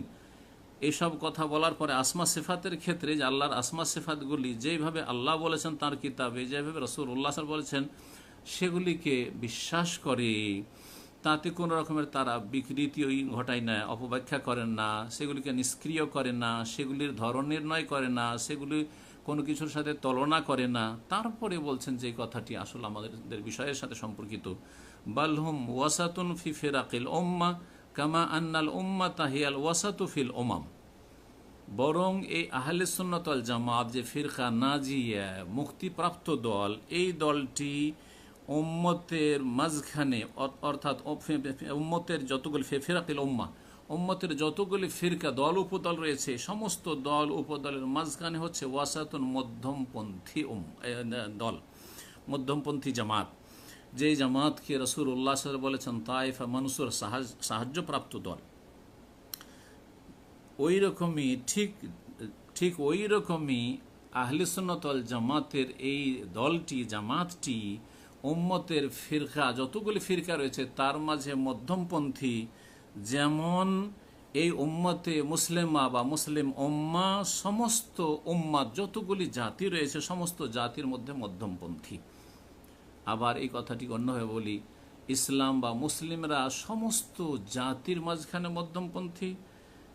ঠিক ওই রকমই আহলে সুন্নাত ওয়াল জামাত মুসলিম উম্মায় যত দল উপদল জন্ম নিয়েছে সমস্ত দল উপদলের মাঝখানে হচ্ছে মধ্যমপন্থী। এই মধ্যমপন্থী আমাদেরকে আকীদার ক্ষেত্রে হইতে হবে, ইবাদতের ক্ষেত্রে হইতে হবে, আখলাক মামলাতের ক্ষেত্রে হইতে হবে, জীবনের প্রতিটি ক্ষেত্রে, বরং পার্থিব ক্ষেত্রেও মধ্যমপন্থা অবলম্বন, এটি হচ্ছে আল্লাহ রাব্বুল আলামিনের দিক নির্দেশনা। জি হ্যাঁ, দুনিয়ার ক্ষেত্রে নিছক ওয়াল্লাযিনা ইযা আনফাকু লাম ইউসরিফু ওয়া লাম ইয়াকতুরু ওয়া কানা বাইনা যালিকা কাওয়ামা। আল্লাহ রাব্বুল আলামিন রহমানের যারা সৎকর্মশীল নেক বান্দা, যারা জান্নাতি ভালো মানুষ, তাদের বেশ কিছু গুণাবলী বর্ণনা করতে গিয়ে সূরা ফুরকানের শেষ দিকে আল্লাহ বলছেন যে ওরা ব্যয় করে। তাহলে মধ্যমপন্থী যারা হবে দুনিয়ার ক্ষেত্রে মধ্যমপন্থী, তারা ব্যয় করবে। জি, কিন্তু ব্যয় করতে গিয়ে লাম ইউসরিফু ওয়া লাম ইয়াকতুরু, তারা অপচয় অপব্যয় করবে না, আর অর্থাৎ পাপের কাজে এক পয়সা খরচ করবে না, আর জায়েজ বৈধ ক্ষেত্রে খরচ করলেও বা প্রয়োজনে খরচ করলেও সেই ক্ষেত্রে সীমা লঙ্ঘন করবে না, বাড়াবাড়ি করবে না, অপচয় অপব্যয় করবে না। ওয়ালাম ইয়াকতুরু, আর তারা কৃপণতা করবে না। জরুরি খরচ করা, তার জন্য ফরজ, মাতা পিতার জন্য খরচ করা ফরজ, স্ত্রীর জন্য ফরজ, ছেলে মেয়েদের জন্য ফরজ, মুসলিম উম্মার জন্য ফরজ। এই সময় যে মানুষের খাদ্যের অভাব, মানুষের কাজকর্ম নেই, কর্মহীন, বাড়িতে খাবার নেই, শহুরের ব্যবস্থা নেই, ফরজ। ওয়ালাম ইয়াকতুরু, তারা কৃপণতাও করে না। জি, তো দুনিয়ার ক্ষেত্রেও মধ্যম পন্থার কথা আল্লাহ কোরআনে কারিমে যখন শিখিয়েছেন, তাহলে দিনের ক্ষেত্রে আমাদেরকে মধ্যম পথ অবলম্বন করতে হবে। জীবনের প্রতিটি ক্ষেত্রে কয়েকটি ক্ষেত্র এখানে তুলে ধরার চেষ্টা করব। প্রথম যে বিষয়টি তুলে ধরব সেটা হচ্ছে ইবাদত বন্দেগীর যেসব আমলগুলি রয়েছে সেসব ক্ষেত্রে আমরা মধ্যম পন্থা অবলম্বন করব। যখন আহলে সুন্নাত ওয়াল জামাত, সত্যিকার যদি আহলে সুন্নাত ওয়াল জামাত আমরা হতে চাই, তাহলে মধ্যম পন্থা অবলম্বন করব আমরা ইবাদত বন্দেগীর ক্ষেত্রে। কিভাবে মধ্যম পন্থা অবলম্বন করবেন? জি, বেদাতীদের মতো ইবাদত বন্দেগীর কার্যাবলীতে বাড়াবেন না। বেদাতীদের লক্ষণ কি বা বেদাতীদের আচরণটা কি? ইবাদত বন্দেগী করতে গেলে কিছু না কিছু বাড়াবে। জি, দুয়াতে বাড়াবে, জি, তারপরে ইবাদত বন্দেগীর কাজে কিছু বাড়াবে, শুরুতে বাড়াবে, শেষে বাড়াবে, মাঝখানে কিছু বাড়াবে। বিভিন্ন ইবাদতে এরকম বহু উদাহরণ রয়েছে, দু একটি উদাহরণ না দিলে বুঝবেন না তাদের। যেমন ইফতারির দোয়া, ইফতারির দোয়াতে, জি হ্যাঁ, ফাজাইল আমলে প্রসিদ্ধ দোয়া বলে যেটা লেখা হয়েছে, তাতে বলছেন যে ইফতারির প্রসিদ্ধ দোয়া হচ্ছে আল্লাহুম্মা লাকা সুমতু ওয়া বিকা আমানতু ওয়া আলাইকা তাওয়াক্কালতু ওয়া আলা রিজকিকা আফতারতু। দুটো বাক্য মাঝখানে বাড়ানো হয়েছে, ওয়া বিকা আমানতু ওয়া আলাইকা তাওয়াক্কালতু। জি, এইভাবে বাড়ানো। তারপরে সালাতের শুরুতে বাড়ানো তো আপনাদের জানাই আছে। আহলে সুন্নাত ওয়াল জামাত কখনো বাড়াবে না জায় নামাজের দোয়া বাড়ানো, আর তারপরে নিয়ত পড়া বাড়ানো, ইকতাদায়িত্ব বিহাজাল ইমাম বাড়ানো, ইমামতি করলে আনা ইমামুল মান হাজার আমাল্লাম হাজর বাড়ানো, এসব বাড়ানো। শেষখানে বাড়ানো, সালাম ফিরে মোনাজাত বাড়ানো, সালাম ফিরার পরে সাথে সাথে কপালে হাত দেওয়া, মাথায় হাত দেওয়া, আর কিছু তাতে পড়া, এসব বাড়ানো না। না, আহলে সুন্নাত ওয়াল জামাত এসব বাড়াবে না। জি, তো বিদাতিরা বাড়িয়ে থাকে, আহলে সুন্নাত ওয়াল জামাত এই কাজ করবে না। আর আরেক দল যাদের রয়েছে জীবনে ছাড়াছাড়ি, তারা যেই ফরজ ইবাদতটি যেইভাবে আল্লাহ দিয়েছেন সেইভাবে আদায় করে না। জি, 5 ওয়াক্ত সালাত সেইভাবে করে না, আদায় করে না। আর সলাৎ পড়লে জামাতে যায় না। জি, সলাৎ পড়ায় উদাসীনতা, গাফিলতি। জি হ্যাঁ। তো এইভাবে আহলে সুন্নাত ওয়াল জামাত এই দুই দল, বিদআতপন্থী আর যারা ফরজ ইবাদত বন্দেগীতে ত্রুটিপূর্ণ জীবনযাপন করছে, এই দুই পথভ্রষ্ট দলের মাঝখানে মধ্যমপন্থী হবে আহলে সুন্নাত ওয়াল জামাত। সুতরাং আপনি আহলে সুন্নাত ওয়াল জামাতের একজন সদস্য হতে চাইলে আপনার আদর্শটা এইরকম হবে। দ্বিতীয় যে বিষয়টি ইবাদত বন্দেগীর ক্ষেত্রে, সেটা হচ্ছে ইবাদত বন্দেগীর ক্ষেত্রে আল্লাহ রাব্বুল আলামিন কিছু ফরজ করেছেন আর কিছু সুন্নত মুস্তাহাব নফল রয়েছে। জি, আমরা ফরজ ইবাদত বন্দেগীতে বাড়াবো না আর কমাবো না, পরিমাণের ক্ষেত্রেও বাড়াবো না। নিয়ম নীতিমালা যে রয়েছে, নিয়ম নীতিমালাতে বাড়াবেন না। জি হ্যাঁ, যেখান থেকে শুরু করা হয়েছে সেখান থেকে শুরু করবেন, আর যেখানে শেষ করা হয়েছে সেখানে শুরু করবেন। যত রাকাত ফরজ তত রাকাত ফরজ আদায় করবেন। ফরজ সালাত দিনে রাতে 17 রাকাতে 17 রাকাতই আদায় করবেন, আর তাতে কমও করবেন না, বেশি করবেন না। এ হচ্ছে আহলে সুন্নাত ওয়াল জামাতের মধ্যম পন্থা। পক্ষান্তরে কিছু লোকের আছে, তারা এবাদত না, এই বলছিলাম যে একরকমের এবাদত, ফরজ এবাদত যাতে কম আর বেশি করা যাবে না। আর আরেকটা দিক হচ্ছে যে নফল এবাদত, সুন্নত এবাদত, নফল সুন্নত এবাদত ফরজের পরে আপনি করুন, বেশি বেশি করুন, কিন্তু সেই ক্ষেত্রে মধ্যম পন্থা অবলম্বন করতে হবে। ফরজের ক্ষেত্রে বললাম যে কম আর বেশি তো কিছু করা যাবে না, যেভাবে আল্লাহ দিয়ে সেইভাবে আদায় করতে হবে। কিন্তু সুন্নত নফলের ক্ষেত্রে আপনি বাড়াবাড়ি করবেন না, আর ছাড়াছাড়িও যেন আপনার জীবনে না থাকে। কেমন এটা? সেটা হচ্ছে, যেমন উদাহরণস্বরূপ বলি, কেউ যদি নফল সিয়াম পালন করে, জি, এত বেশি যে শারীরিকভাবে সে দুর্বল হয়ে যাচ্ছে, নফল সিয়াম পালন করার পরে সেই ব্যক্তি, তার উপর যে অন্য প্রাপ্য রয়েছে, আল্লাহর বান্দাদের, মানুষের স্ত্রীর হক রয়েছে, আদায় করতে পারছে না, সে ছেলে মেয়েদের হক ঠিকভাবে আদায় করছে না, তারপরে মালিক যেখানে চাকরি করে সেখানে গিয়ে ঠিকভাবে কাজকর্ম করছে না, ডিউটি করছে না। তাহলে দেখেন, এই বাড়াবাড়ি করার কারণে একদিকে এবাদত বন্দেগী, নফল এবাদত বন্দেগীর পরিমাণ বেশি করার কারণে সেই ব্যক্তি অন্যদিকে ত্রুটি করে ফেলছে বিভিন্ন বিষয়ের ক্ষেত্রে। তো এই নফল ইবাদত বন্দেগীর ক্ষেত্রে যেন বাড়াবাড়ি না থাকে, যে বাড়াবাড়ির কারণে শরীর স্বাস্থ্য প্রভাবিত হতে পারে। এই রকমই রাতের সালাতের ক্ষেত্রে, জি, উত্তম সালাত হচ্ছে দাউদ আলাইহিস সালামের সালাত, আর উত্তম সিয়াম হচ্ছে দাউদ আলাইহিস সালামের সিয়াম। একদিন সিয়াম, একদিন ইফতারি, একদিন সিয়াম পালন করেন, আর একদিন আপনি সিয়াম ত্যাগ করেন। আর তারপরে রাতে যেভাবে রাসূলুল্লাহ ভাগ করে দিয়েছেন, সময় স্বল্পতার জন্য সেদিকে বিস্তারিত যাচ্ছি না, কিন্তু সারা রাত ইবাদতবন্দি করলেন, অথবা আপনি এতটা ইবাদতবন্দিকে রাতে নফল করলেন যে যার পরে সকালবেলা আপনার অনেক ফরজ দায়িত্ব রয়েছে না, আপনি আর আদায় করতে পারছেন না, জোহর পর্যন্ত ঘুমিয়ে আছেন। শুধু তাই না, অনেক সময় রাত বেশি জেগে আপনি আল্লাহর সান্নিধ্য লাভ করতে চাইলেন, আর এদিকে এমন লম্বা টানে ঘুম দিলেন। এই রমজান মাসে অনেক মুসলিম ভাইদের অবস্থা এরকম যে জোহরের টাইম চলেই গেল, আসর হয়ে গেছে, ওই এক টানা ঘুমিয়ে আছে। আউযুবিল্লাহ। না, বাড়াবাড়ি করলে ত্রুটি হবেই বা ক্ষতিগ্রস্ত মানুষ হবে। যেমন নবী সাল্লাল্লাহু আলাইহি ওয়াসাল্লাম বলেছেন, যেই ব্যক্তি বাড়াবাড়ি করবে সে হারবে, সে ক্ষতিগ্রস্ত হবে। ওয়ালা ইউশাদ্দা দীন আহাদুন ইল্লা গালাবাহ। ত্রুটি নফল ইবাদতবন্দিগির ক্ষেত্রে, ত্রুটি যে নফল ইবাদতবন্দিগি নেই আপনার জীবনে। অনেক ভাইরা সহিহ আকীদার দাবিদার, কিন্তু তাদের জীবনে নফল ইবাদতবন্দিগি নেই, দিনে তওবা ইস্তিগফার নেই। আরে বেদাতি জিকির করবেন না, অবশ্যই করবেন না, কিন্তু অন্যরা বেদাতি জিকির, আপনি সুন্নতি জিকির তো করবেন। আপনি যদি তাহাজ্জুদ সারা বছর না পারেন, মাঝে মধ্যে তো আপনি আল্লাহর সাথে রাতে নির্জনে একটু কথা বলার চেষ্টা করবেন। নফল সিয়াম মাঝে মধ্যে তো আপনি রাখবেন, ঠিক আছে, প্রতি সপ্তাহে পারবেন না, প্রতি মাসে 3টি তাও পারছেন না, কিন্তু মাঝে মধ্যে তো রাখবেন। কিন্তু আপনার জীবনে এইরকম ইবাদত বন্দেগী দেখা যাচ্ছে না। নফলের ক্ষেত্রে আপনাকে আগ্রহী মনে হয় না। কেন? সাহাবায়ে কেরামদের আদর্শ কি এইরকম ছিল? না, মোটেই ছিল না। আবু বকর সিদ্দিক রাদিয়াল্লাহু তাআলা আনহু সম্পর্কে জানা আছে। তো এই ছিল একটি বিষয়, যে ইবাদত বন্দেগীর ক্ষেত্রে আমরা বাড়াবাড়ি করব না, আর আমাদের জীবনে ঘাটতি ত্রুটি এত বেশি যে ফরজ সালাতটা কোনো রকম করে আদায় করে সালাম ফিরে দিলেন টান, আরে ভাই তারপরে কোথায় গেল সেই সালাতের পরে, ফরজ সালাতের পরে জিকির আজকারগুলি? বেদাতি মোনাজাত করবেন না ঠিক আছে, কিন্তু এই সুন্নতি জিকির আজকারগুলি কোথায় গেল? মাঝে মধ্যে কাজের কারণে আপনি ছাড়তে পারেন, কিন্তু সব সময় যদি আপনি অভ্যাস বানিয়ে আনেন, যেমন অনেক লোকের এই বদ অভ্যাস হয়ে গেছে, এমনটা যেন না হয়। যদি আপনি আহলে সুন্নাত ওয়াল জামাত হন, তাহলে আপনার এই মধ্যম পন্থার খেয়াল রাখতে হবে ইবাদত বন্দেগীর ক্ষেত্রে। 3 নম্বরে যে বিষয়টি বলবো সেটি অত্যন্ত গুরুত্বপূর্ণ বিষয়, সেটি হচ্ছে যে আমরা যারা আহলে সুন্নাত ওয়াল জামাতের আকীদা মানহাজের দাবিদার, তারা ইজতিহাদ এবং তাকলিদের ক্ষেত্রে যেন মধ্যম পন্থা অবলম্বন করি।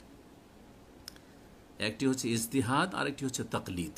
ইজতিহাদ মানে কোরআন এবং হাদিস নিয়ে গভীরভাবে গবেষণা করে কোনো মাসআলা সম্পর্কে সঠিক সিদ্ধান্তে উপনীত হওয়া, ইজতিহাদ।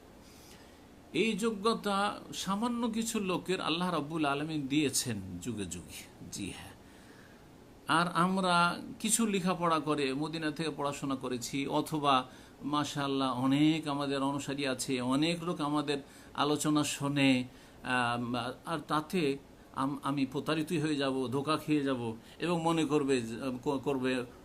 করবেন যে যথেষ্ট, আমি এখন ইজতিহাদের যোগ্যতা লাভ করেছি, স্বাধীনভাবে আপনি ফতোয়া দেবেন, আপনি ডানে বামে কিছুই দেখবেন না, আপনার চাইতে বড় আর কী বলেছেন তাদের পরোয়াই করবেন না, বলবেন যে হুম রেজাল ওয়া নাহনু রেজাল, ওরাও মানুষ আমিও মানুষ, আর স্বাধীন চিন্তা চেতনা নিয়ে আপনি মুজতাহিদ হয়ে ঘরে বসে আছেন। না না, মোটেই উচিত হবে না। যেমন আপনি মুজতাহিদ হওয়ার দাবিদার আপনি মুখে হন আর না হন, মনে যেন এই কথা না আসে, এটিও একটি শয়তানের চোরা রাস্তা, যেই রাস্তা দিয়ে শয়তান আলেম সমাজকে, তালেবে আলেমদেরকে গুমরাহ পথভ্রষ্ট করে থাকে। ঠিক তেমনি আর একটি এর বিপরীত হচ্ছে তাকলিদ, অন্ধ অনুসরণ, অন্ধত্ব, ধর্মান্ধতা। মাদ্রাসায় 10 বছর 15 বছর 20 বছর পড়াশোনা করলেন, আরবি যথেষ্ট ভালো বুঝেন, কতবার কালা রাসূলুল্লাহ সাল্লাল্লাহু আলাইহি ওয়াসাল্লাম, আর কতবার রাসূলুল্লাহ সাল্লাল্লাহু আলাইহি ওয়াসাল্লাম এরকম করেছেন, এরকম বলেছেন, পড়লেন, আর তারপরে হাদিস সামনে দিয়ে কতবার যাচ্ছে, কিন্তু বলছেন না এসব হাদিস আমরা বুঝি না। এসব হাদিস কে বুঝে? ওই ইমাম আবু হানিফা রাহিমাহুল্লাহ আমি মোকাল্লেদ হয়েছি, উনি যেভাবে বুঝেছেন ওইভাবে আমাকে আমল করতে হবে। ইমাম শাফি যেভাবে বুঝেছেন, ইমাম মালিক যেভাবে বুঝেছেন ওইভাবে আমাকে আমল করতে হবে, আমার বুঝার ক্ষমতা নেই। ইজতিহাদের দরজা বন্ধ হয়ে গেছে, আর আমার গবেষণার রাস্তা একেবারে বন্ধ হয়ে গেছে। সুতরাং আমি অন্ধবিশ্বাসী, আর তাও আবার তাকলিদে শাখসি, একজনের অন্ধবিশ্বাসী না, যোগ্যতা নেই। আপনি মাঝামাঝি থাকবেন, কিন্তু তার মানে এই নয় যে একজনের সার্বিক ক্ষেত্রে, সমস্ত মাসাইলের ক্ষেত্রে অন্ধ তাকলিদ করবেন। আপনি আপনার মধ্যে যতটা যোগ্যতা আছে ততটা যোগ্যতাকে কাজে লাগাবেন, সেটা ইজতিহাদ নয়, বরং সেটা হচ্ছে মাঝামাঝি ইজতিহাদ এবং তাকলিদের মাঝামাঝি অবস্থা। যারা বেশ কিছু লেখাপড়া কোরআন এবং হাদিস নিয়ে করেছেন, আর আলহামদুলিল্লাহ কোরআন এবং হাদিস অনেকটা বুঝেন, তারা অন্তত যাচাই বাছাই করতে পারবেন দুই পক্ষের দলিলগুলি সামনে রেখে, যে এই দুটি মত যে তারা পোষণ করেছে, যে দলিলগুলির ভিত্তিতে এর মধ্যে কোনটা আমার কাছে প্রাধান্য পাওয়ার মতো, কোনটাকে আমি প্রাধান্য দিতে পারি, এই ক্ষমতা আমার আছে কিনা, অন্তত এই রাস্তা তো খোলা আছে। সুতরাং আহলে সুন্নাত ওয়াল জামাত যারা, তারা ইজতিহাদেরও দাবিদার হবেন না, আর তাকলিদ করেও বসে থাকবেন না দেমাগে তালা মেরে, যে আমাদের ক্ষমতা সব হারিয়ে ফেলেছি, যা ক্ষমতা ছিল ওই যুগে ছিল, আর এই যুগে ওই সব রাস্তা বন্ধ হয়ে গেছে। তাহলে নতুন নতুন যেসব সমস্যা পৃথিবীতে দেখা দিবে, এইসব সমস্যার সমাধানের ক্ষেত্রে কোরআন এবং হাদিস নিয়ে কি গবেষণা করতে হবে না? কোথায় ওই পুরনো যুগের ফতোয়ার কিতাবে কোথায় পাবেন আপনি? পুরনো যুগের ফিকহের কিতাবে কোথায় ওই সব ফতোয়া পাবেন? তো মনে রাখতে হবে যে আমাদেরকে এই ক্ষেত্রেও মধ্যম পন্থা অবলম্বন করতে হবে। সামান্য কিছু পড়াশোনা করার পরে, আজকাল অনেকে মাদ্রাসায়ও পড়েননি, জি, যারা মাদ্রাসা পড়েছে তাদের কাছ থেকে কিছু শিখেছেন, অথবা বাংলা ভাষার মাধ্যমে বা ইংলিশ ভাষার মাধ্যমে কোরআনে হাদিস কিছুটা চর্চা করে বোঝার চেষ্টা করেছেন, আর তারপরে ফতোয়া দেওয়া শুরু করেছেন। না না না, এইরকম কাজ করবেন না। 4 নম্বরে ওই ফতোয়ার বিষয়টি বিশেষ করে বলতে চাইছি, এই ক্ষেত্রে মধ্যম পন্থা অবলম্বন করতে হবে। জি, ফতোয়া দেওয়ার ক্ষেত্রে এবং ফতোয়া নেওয়ার ক্ষেত্রে, ফতোয়া দেওয়া এবং ফতোয়া নেওয়ার ক্ষেত্রে, ফতোয়া নেওয়ার ক্ষেত্রে প্রথম বলি, আমাদের জনগণ কিন্তু যে কোনো লোকের কাছ থেকে ফতোয়া নিতে লাগে না, এটা মোটেই চলবে না। আপনি একজন আহলে সুন্নাত ওয়াল জামাতের মানুষ, সুতরাং আপনি যার তার কাছ থেকে ফতোয়া নেবেন, অথচ আপনি শরীরের চিকিৎসা করাতে গিয়ে যার তার কাছ থেকে আপনি চিকিৎসা নেন না, ঔষধ যে কোনো জায়গা থেকে কিনে নেন না, বরং ভালো কোনো বিশেষজ্ঞ এর কাছে গিয়ে আপনার সমস্যা সম্পর্কে সঠিক বিষয়টি জেনে তারপরে ঔষধ নেন, যদি আপনি জ্ঞানী ব্যক্তি হন। জি, এমনকি চিকিৎসকরা যারা এই চিকিৎসাবিদ্যার পারদর্শী, তারাও কিন্তু যদি সে হাড়ের ডাক্তার হয় তাহলে সে কখনো গ্যাসের ওষুধ দেবে না, বলবে যান আপনি মেডিসিন স্পেশালিস্টের কাছে যান। কিন্তু আমাদের মুফতি সাহেবদের যে অবস্থা হয়েছে, সেটাতে যে কোনো ফতোয়া আসুক না কেন আমাকে ফতোয়া দিতেই হবে। আর আপনারাও মনে করে নিয়েছেন যে আমাকে যে কোনো একজন পেলে ওর কাছ থেকে আমার সমাধান নিয়ে নিলে আমি মুক্তি পেয়ে গেলাম। না, ফতোয়া লেনেওয়ালাও মুক্তি পাবেন না এত সহজে, আর ফতোয়া দেনেওয়ালাও অত সহজে মুক্তি পাবেন না, যে আমি যখন জিজ্ঞেস করছে তো করবোটা কি।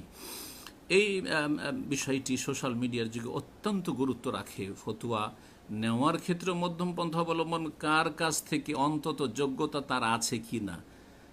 না, সোশ্যাল মিডিয়াতে ফতোয়া দেয়, হ্যাঁ বাস ফতোয়া নিতে থাকলেন। আর যিনি ফতোয়া দেবেন তিনিও আল্লাহকে ভয় করবেন। আল্লাহর পক্ষ থেকে আপনি কি করছেন? জি, আপনি সাইন করছেন, স্বাক্ষর করছেন ইলামুল মুআক্কিন আন রাব্বিল আলামিন, জি ইবনুল কাইয়িম রাহমাতুল্লাহি আলাইহির কিতাব রয়েছে। সুতরাং এই ক্ষেত্রেও মধ্যম পন্থা অবলম্বন করবেন। ফতোয়ার ক্ষেত্রে আর একটি মধ্যম পন্থা হচ্ছে যে আপনি আপনার বড় যারা আছে, আমাদের বড় যারা আছে, যেমন শেখ ইবনে বাজ রাহিমাহুল্লাহ, শেখ ইবনে উসাইমিন রাহিমাহুল্লাহ, উদাহরণস্বরূপ শেখ আলবানী রাহিমাহুল্লাহ জামিয়ান, তারা এই মাসাইলগুলি সম্পর্কে কি বলেছেন, একটু তাদের গবেষণাগুলি আমরা পড়ার চেষ্টা করব। এতে আমাদের যেই কাজগুলি অলরেডি তারা করেই রেখেছেন, সেই কাজ শুরু থেকে আবার শুরু করব, আর যা শুরু করে আমার শেষ পর্যন্ত পৌঁছা সম্ভব নয়। কেন এরকম কাজ করব? এইরকম কাজ মোটেই করবেন না, না হলে আপনি বিভ্রান্তির শিকার হবেন। আর কখনো এই কথা বলবেন না যে অমুক কোরআনের আয়াতের আলোকে আর অমুক হাদিসের আলোকে আমি ফতোয়া দিলাম, হাদিস আছে বলে দিলাম। আরে হাদিসে আছে বলে দিলেন, কিন্তু এই হাদিসের ব্যাখ্যা এইভাবে কি সালাফরা বুঝেছেন? আপনি একজন ইমামের অন্ধ অনুকরণ করবেন না, কিন্তু 4 ইমাম কি এইভাবে কেউ বুঝেছেন কি না, এগুলি দেখার বিষয় রয়েছে। শেখুল ইসলাম ইবনে তাইমিয়া রাহিমাহুল্লাহ, বিশেষ করে যারা সালাফিউল মানহাজের লোক, শেখুল ইসলাম ইবনে তাইমিয়া রাহিমাহুল্লাহ এই বিষয়ে কি বলেছেন, ইবনুল কাইয়িম রাহিমাহুল্লাহ কি বলেছেন, এইভাবে কিছুটা অন্তত তাদের থেকে সাহায্য অবশ্যই নিতে হবে। না হলে আপনি বিভ্রান্তির শিকার হবেন। আহলে সুন্নাত ওয়াল জামাত থেকে কখন যে আপনার অজান্তে বেরিয়ে যাবেন, আল্লাহ রাব্বুল আলামিন যেন হেফাজত করেন। কথা লম্বা না করে, কথা যথেষ্ট হয়ে গেছে। আর একটি পয়েন্ট শুধু আলোচনা করব, 5 নম্বর, সেটি হচ্ছে আদব এবং সম্মানের ক্ষেত্রে, বড়দের আদব এবং সম্মানের ক্ষেত্রে মধ্যম পন্থা অবলম্বন করতে হবে। জি, আহলে সুন্নাত ওয়াল জামাত এই ক্ষেত্রেও মধ্যমপন্থী। জি, আপনি নিজেকে আহলে সুন্নাতের একজন বলছেন, আর আপনার মধ্যে নেই আদব, নেই শ্রদ্ধা সম্মান বড়দের সম্পর্কে কিভাবে কথা বলতে হয়, জি, এবং বড়দের সম্পর্কে কথা বলার জন্য আপনার চাইতে বড় কেউ আছে কি না, এসব খেয়াল না করে যে কোনো স্তর থেকে আপনি মনে করলেন যে আমি যদি ভুল ধরে নিতে পারি আর ভুল ধরিয়ে দিতে পারি তাহলে আমি হিরো হয়ে গেলাম। না না, এইরকম অসৎ নিয়ত যেন কখনো না থাকে। যদিও নিয়ত সম্পর্কে আল্লাহ জানেন, মানুষ জানে না, কিন্তু আপনার চাইতে বড়রা রয়েছেন, তাদের দ্বারা সেই কাজটি করিয়ে নিতে পারেন আপনি। এবং ভুল ধরলেও সেই ক্ষেত্রে আদব এবং এহতেরাম অবশ্যই থাকতে হবে, বিশেষ করে ফিকহি মাসলা মাসাইলের ক্ষেত্রে, বিশেষ করে ফিকহি মাসআলার ক্ষেত্রে। কারণ যারা সহি আকীদার ভাইরা, তারা অনেকেই ফিকহি মাসাইলের ক্ষেত্রে ভারত, বাংলাদেশ, পাকিস্তানে এত বাড়াবাড়ি করেছেন, বড় দুঃখের বিষয়, যে আকীদার ক্ষেত্রে অত গুরুত্ব দেননি বা আকীদা নিয়ে এত আলোচনা করেননি। জি, আপনার রফায়দাইন আর আমিন জোরে বলা আর কোথায় হাত বাঁধতে হবে এই নিয়ে কি আর বহস করার প্রয়োজন রয়েছে? আর এই নিয়ে কি বাড়াবাড়ি করে মনোমালিন্য করতে হবে? যেটি সুন্নতের বিষয়, সুন্নত অবশ্যই রাসূলুল্লাহ সাল্লাল্লাহু আলাইহি ওয়াসাল্লামের সুন্নত এবং সহিহ সুন্নাত আপনি পালন করুন, কিন্তু এই বিষয়গুলির ক্ষেত্রে কারো সাথে, আর এই রকমই শুধু এই বিষয় নয়, যতগুলি ফিকহি মাসাইল রয়েছে, যদি কারো সাথে মত পার্থক্য থাকে তার মানে তার সাথে মনোমালিন্য হবে না, তার সাথে বিচ্ছিন্ন হবে না, তার থেকে কোনো রকমের দূরত্ব আসবে না, তার ক্ষেত্রে কোনো রকমের বৈরিতে যেন না চলে আসে। এই রোগগুলিকে আমাদেরকে দূর করতে হবে। আল্লাহ রব্বুল আলমিন যেন তৌফিক দান করেন। আদব এহতেরামের ক্ষেত্রে মধ্যমপন্থী আহলে সুন্নাত ওয়াল জামাত, পক্ষান্তরে বিদআতপন্থীরা আদব এহতেরামের ক্ষেত্রে গুলু বাড়াবাড়ি করে চরমপন্থা অবলম্বন করেছে, অতি ভক্তি দেখিয়েছে। অতি ভক্তি দেখাতে গিয়ে বেদাতে লিপ্ত হয়েছে, এমনকি শিরকেও লিপ্ত হয়েছে। মানুষের সামনে ঝুঁকে যাওয়া, ঝুঁকে সালাম করা, ঝুঁকে মুসাফা করা, পা ছুঁয়ে কদম বসি করা, আর তারপরে মুরব্বীদের সাথে যে আচরণগুলি তাদের হয়ে থাকে, হুজুর এবং খুশুর, যেগুলি আল্লাহর সামনে হওয়া উচিত ছিল, হওয়া ফরজ ছিল, সেই এই রকমের চরমপন্থা যেমন আহলে সুন্নাত ওয়াল জামাতের লোকেরা অবলম্বন করবে না, বাড়াবাড়ি করবে না, তেমনি এই ক্ষেত্রে ছাড়াছাড়ি আর বেয়াদবি যেন না থাকে। এ সম্পর্কে জামিয়া সালাফিয়া যখন আমরা লেখাপড়া করতাম 1985-86 সালে, ওই সময়গুলিতে, তখন আমাদের ওস্তাদ শেখুল জামিয়া প্রিন্সিপাল যিনি ছিলেন শেখ আব্দুল ওয়াহিদ রহমতুল্লাহ আলাই, তিনি বলতেন যে দেখো, আহলে হাদিস হওয়া মানে তোমাদেরকে কোরআন এবং হাদিসের অনুসারী বানাই আমরা, তোমাদেরকে বেয়াদব বানাতে চাই না, বেয়াদব দেখতে চাই না। সুতরাং আমাদের মধ্যে যেন বেয়াদবি না থাকি। আর আরেকটি কথা না বললেই হয় না এই ক্ষেত্রে, কারণ বিষয়টি অত্যন্ত গুরুত্বপূর্ণ। সুতরাং আরেকটি পয়েন্ট এখানে আলোচনা করে দিই, সেটি হচ্ছে সালাফি হওয়ার ক্ষেত্রেও মধ্যম পন্থা অবলম্বন করতে হবে। 6 নম্বরে যে বিষয়টি বলবো সেটা হচ্ছে সালাফি হওয়ার ক্ষেত্রেও মধ্যম পন্থা অবলম্বন করতে হবে। কেমন করে?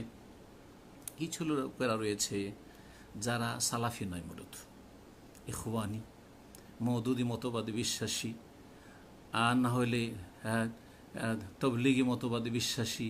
তবলিগীদের সাথে তাদের নম্রতা রয়েছে, সুফিদের সাথে তাদের নম্রতা রয়েছে, কিন্তু তারা পার্থিব স্বার্থে মানুষকে ধোঁকা দিয়ে রেখেছে, তারা সালাফি সেজে রয়েছে।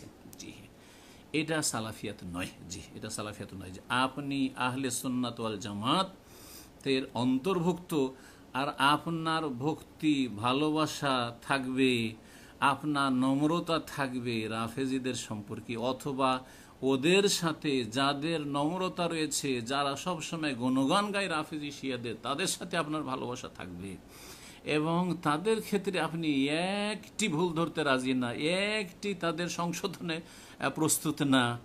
আপনি এত চালাকির সাথে আপনার সালাফিয়াতকে সমাজে আপনি প্রচার প্রসার করছেন এবং সমাজকে দেখাচ্ছেন যে আপনি সালাফি। না, এটা সালাফিয়াত নয়। জি হ্যাঁ, এই ভক্তি যেন না থাকে। যারা ভ্রান্ত মানহাজের লোক, তাদের সাথে যেন এই রকমের নম্রতার ভক্তি না থাকে। এই নম্রতা নেই তার মানে এই নয় যে তাদের সাথে খারাপ আচরণ করবেন, কখনো না। আমি কখনো তার কারোর সাথে খারাপ আচরণ করতে চাই না। দেখা হলে তাদের সাথে সালাম দোয়া করা এবং তাদের জন্য দোয়া করা, তাদের হেদায়েতের জন্য দোয়া করা, তাদের সংশোধনের জন্য দোয়া করা। তারা গালমন্দ করে, আমরা গালমন্দ করব না। তারা খারাপ ভাষা বলে, আমরা খারাপ ভাষা বলবো না। কিন্তু তাদের ভুলগুলি অবশ্যই শনাক্ত করতে হবে।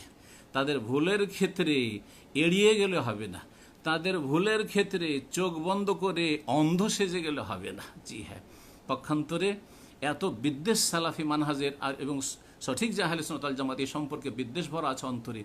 যদি কোনো সালাফি ভাইদের কোনো সামান্য একটু ক্ষুদ্র ছিদ্র দেখা যায়, তাহলে সেখানে একটি মন্তব্য পেশ করে দিলেন, একটি স্ট্যাটাস দিয়ে দিলেন। এখানেই রোগ রয়েছে। এরা আহলে সুন্নাত ওয়াল জামাতের মানহাজের লোক নয় এবং এইটি মধ্যম পন্থা নয়। এর বিপরীত আরেকটি হচ্ছে যে সালাফিয়াতের নামে আপনি সালাফিদেরকে বিভক্ত করবেন না, সালাফিদেরকে ছিন্ন ভিন্ন করবেন না।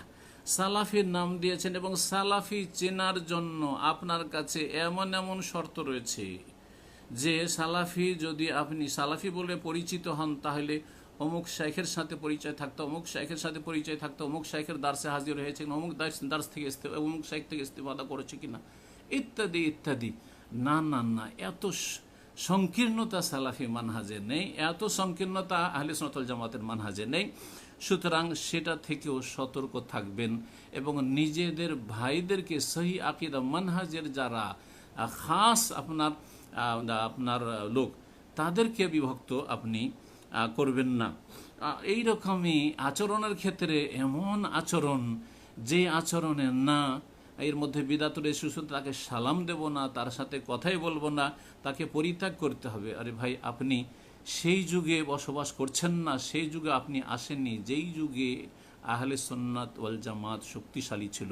আপনি সেই এলাকায় বসবাস করেন না যে এলাকা আহলে সুন্নাত ওয়াল জামাত শক্তিশালী ছিল, বরং আপনি এমন জায়গায় বসবাস করছেন, এমন জামানায় আছেন, যেই জামানায় যেই স্থানে আহলে বিদাত শক্তিশালী হয়ে রয়েছে। জি, যারা ভ্রান্ত মানহাজের তারা শক্তিশালী হয়ে রয়েছে। সুতরাং সেই ক্ষেত্রে আপনি সালাফি সহি আকিদার এবং সহি মানহাজের লোক ফিকহি মাসলা মাসাইলের জন্য এত দূরত্ব আপনি সৃষ্টি করে দিচ্ছেন, অথবা আপোষে এমন কলহ সৃষ্টি করে দিচ্ছেন, যাতে আমরা ইসলামের জন্য এক হয়ে যে মেহনত পরিশ্রম করব, ইসলাম শক্তিশালী হবে এবং সালাফি দাওয়াত মজবুত হবে, আহলে সুন্নাত ওয়াল জামাতের আকিদা আর প্রসার ঘটবে, তাতে তা বাধাগ্রস্ত হচ্ছে, এমনটা যেন না হয়। এই আলোচনায় আপনাদের সামনে পেশ করলাম। শেষখানে দোয়া করি আল্লাহ রাব্বুল আলামিন যেন আমি যে কথাগুলি বললাম তার দ্বারা আমাকে উপকৃত হওয়ার তৌফিক দান করেন, এবং সেই কথাগুলি যদি ঠিক হয় আর ভুল মুক্ত হয়, তাহলে আল্লাহ তা থেকে প্রত্যেক ভাই বোনকে যারা শুনছেন এবং শুনেছেন শুনবেন তাদের সকলকে উপকৃত হওয়ার তৌফিক দান করেন। আর যদি অনিচ্ছাকৃত কোনো ভুল হয়ে যায়, তাহলে আল্লাহ রাব্বুল আলামিন যেন আমাকে সংশোধনের তৌফিক দান করেন এবং আমাকে ক্ষমা করে দেন, এবং আপনাদেরকেও সেই ভুল থেকে মুক্ত রাখেন, সেই ভুল থেকে আপনাদেরকেও বেঁচে থাকার তৌফিক দান করেন। আল্লাহ রাব্বুল আলামিনের কাছে আরও দোয়া করি, আল্লাহ রাব্বুল আলামিন এই করোনার যে মহামারী রয়েছে সেটিকে যেন দ্রুত আমাদের উপর থেকে উঠিয়ে নেন, আমাদের অবস্থার উপর যেন আল্লাহ রহম করেন, আমাদের জন্য মসজিদগুলিকে যেন খুলে দেন, আমাদের জন্য রিজিকের দরজাগুলিকে আল্লাহ যেন খুলে দেন, আমাদের জন্য দুনিয়াকে যেন প্রশস্ত করে দেন। মজলুম নির্যাতিত ভাই বোনরা যে যেখানে রয়েছেন, যেই রকমের জুলমের শিকার হোক না কেন, সকলকে আল্লাহ যেন খাস সাহায্য করেন এবং সকলের যেন হেফাজত করেন। সহিহ আকীদার ভাই বোনেরা যেখানে রয়েছেন আহলে সুন্নাত ওয়াল জামাত, তাদের যেন আল্লাহ হেফাজত করেন, এবং আহলে বিদাত যারা, তাদেরকে আল্লাহ রাব্বুল আলামিন যেন হিদায়াত দান করেন, তাদেরকে সত্য বুঝার, জানার, শেখার তৌফিক দান করেন, এবং আল্লাহ রাব্বুল আলামিন সবাইকে এক হয়ে দিনের তৌহিদ সুন্নাত ভিত্তিক কাজের তৌফিক দান করেন, সালাফে সালেহিনের মানহাজের অনুসারী হয়ে দাওয়াতের ময়দানে এক হয়ে কাজ করার তৌফিক দান করেন। সুবহান রাব্বিকা রব্বিল ইজ্জাতি আম্মা ইয়াসিফুন ওয়া সালামুন আলাল মুরসালিন ওয়ালহামদুলিল্লাহি রাব্বিল আলামিন।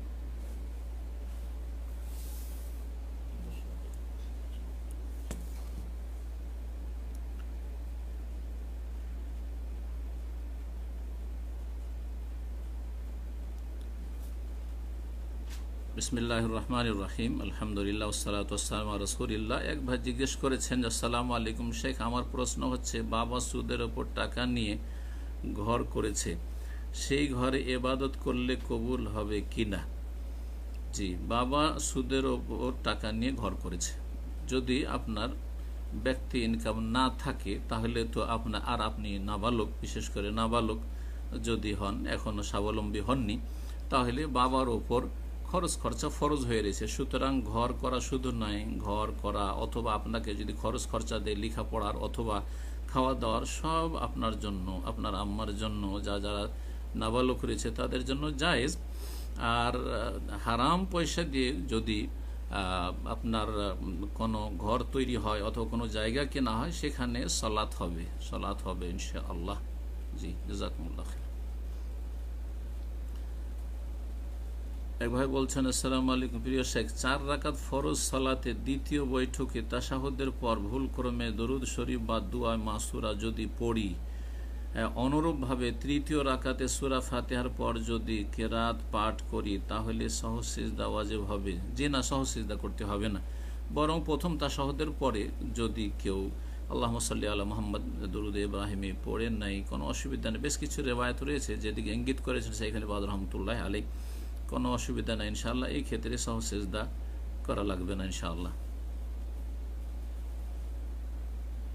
আসসালামু আলাইকুম শেখ, প্রত্যেক ফিরকার দলকে বা ফিরকাকে, ফিরকা মানে দল, আপন আপন জায়গায় রেখে ঐক্যের ডাক দেওয়া কেমন কাজ?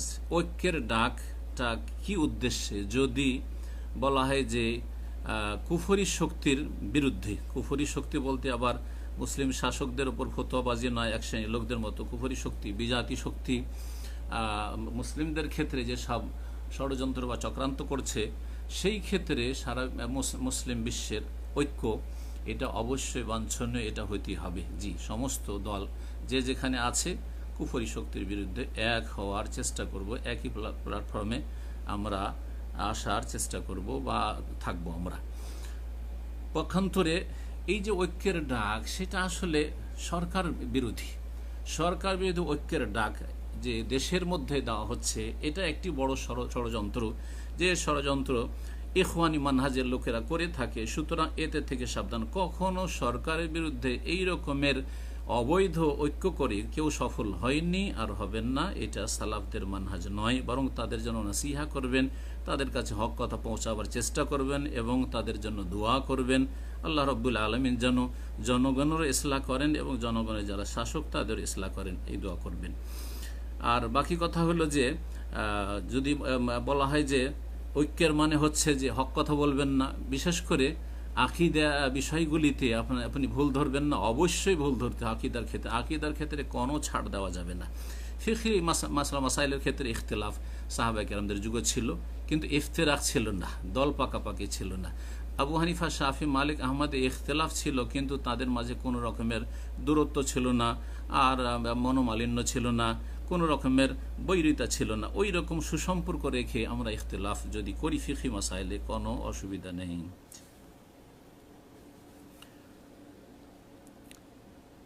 এক ভাই জিজ্ঞেস করছেন, আসসালামু আলাইকুম শেখ, বেতর সালাত রমজান মাসে জামাতে আদায় করা হয়, অন্য কোনো মাসে জামাতে হয় না কেন?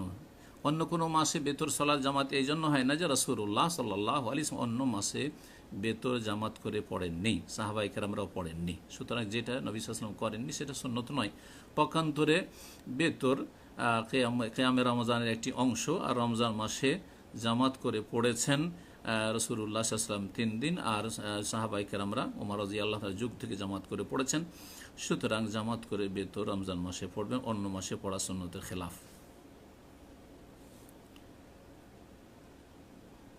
এবাদত বন্দেগীর ক্ষেত্রে অনেক ভাইরা সারা রাত রমজানে প্রায় পুরো মাস জেগে থাকেন, কিন্তু অধিকাংশ এবাদতে জাগেন না, গল্প গুজবে জাগেন, না হয় মোবাইল ইন্টারনেট নিয়ে জেগে থাকেন। এটা এবাদত নয়, কিন্তু মনে রাখবেন।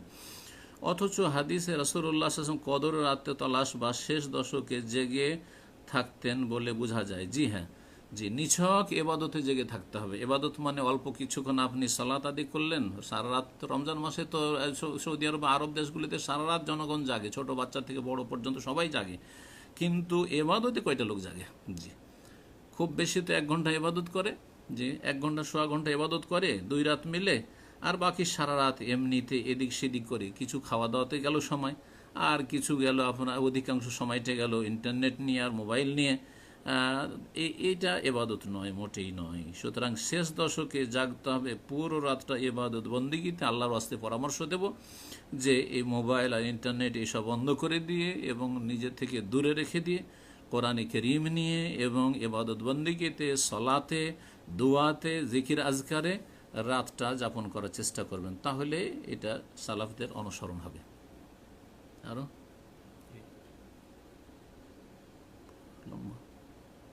যে সকল নারীর 3 বার সিজার অপারেশন হয়েছে, ডাক্তার তাদের 4th বার বাচ্চা নেবার জন্য নিষেধ করছেন, কারণ এতে স্বাস্থ্য ঝুঁকি এবং জীবনের ঝুঁকিও রয়েছে।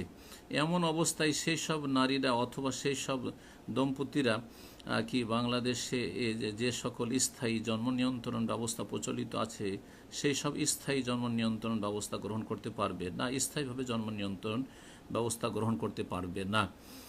কি জন্য পারবেন না? এর জন্য বলবো যে দেখেন, তারা বলছে যে এতে ঝুঁকি আছে, কিন্তু সৌদি আরবে আমি এমন বোনদেরকে চিনি বা এমন দম্পতিকে চিনি যে এখন 6 নম্বর সিজার হতে যাচ্ছে, 5টি অলরেডি হয়েছে, মাশাআল্লাহ সুস্থ আছে, ইউনিভার্সিটির লেকচারার, আলহামদুলিল্লাহ। আমি দাম্মামের আরেক ঘটনা বলছি, 5টি পর্যন্ত সিজার হয়েছে, আলহামদুলিল্লাহ সুস্থ, ঠিক আছে, আলহামদুলিল্লাহ। বাচ্চারও ঠিক আছে, বাচ্চার মা অসুস্থ আছে।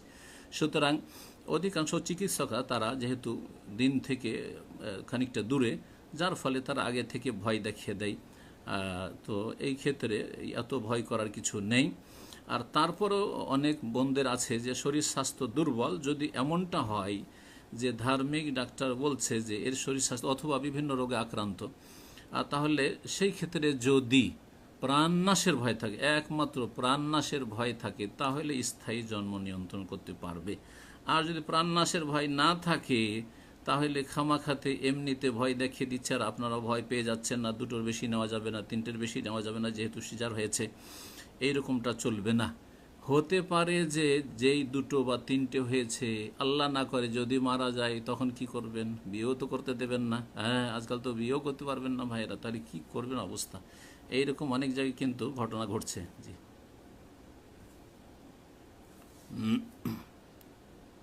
এটা হয়ে গেছে, হয়ে গেছে, সবগুলো হয়ে গেছে।